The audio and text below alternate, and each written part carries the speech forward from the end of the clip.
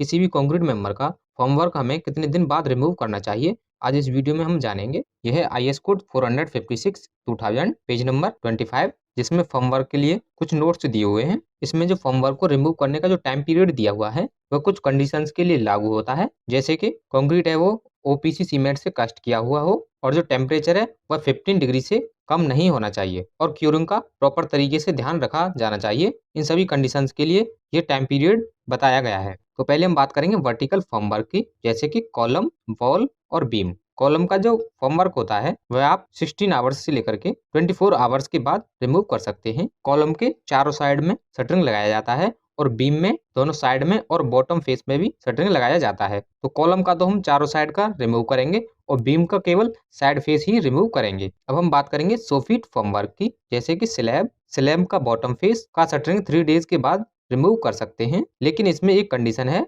props to be refixed immediately after removal of formwork, यानी कि plywood को हटा करके हमें फिर से प्रॉप्स को रिफिक्स कर देना है और इस प्रॉप्स को कितने दिन बाद रिमूव करना है वह भी हम आपको बताएंगे। वीडियो में बने रहिए और हमारे चैनल को सब्सक्राइब कीजिए। अब हम बात करेंगे सोफिट फॉर्मवर्क टू बीम्स, यानी कि बॉटम फेस वाला जो शटरिंग होगा उसे आप 7 डेज के बाद रिमूव कर सकते हैं, लेकिन इसमें भी वही कंडीशन लागू होगी, props to be refixed immediately after remove of formwork, यानी कि प्लाईवुड को हटा करके हमें प्रॉप्स को फिर से फिक्स कर देना है। अब हम बात करेंगे कि हमें इन प्रॉप्स को कितने दिन बाद हटाना है। तो पहले हम स्लैब की बात करें तो स्लैब के लिए हमें स्पान अप टू 4.5 मीटर, यानी कि 0 मीटर से लेकर के 4.5 मीटर तक का यदि स्पान है स्लैब का, तो 7 डेज के बाद इन प्रॉप्स को हमें रिमूव कर सकते हैं। स्पान ओवर 4.5 मीटर, यानी कि 4.5 मीटर से यदि अधिक स्पान है हमारी स्लैब का, तो हमें इन प्रॉप्स को 14 डेज बाद रिमूव करना है। अब हम बात करेंगे बीम की। बीम में जो हमने प्रॉप्स फिक्स किए थे उनको हमें कितने दिन बाद रिमूव करना है। स्पान अप टू 6 मीटर, यानी कि 0 मीटर से लेकर के 6 मीटर तक का स्पान होगा हमारे बीम का, तो हमें 14 डेज बाद प्रॉप्स को रिमूव करना है। स्पान ओवर 6 मीटर, और यदि हमारे बीम का स्पान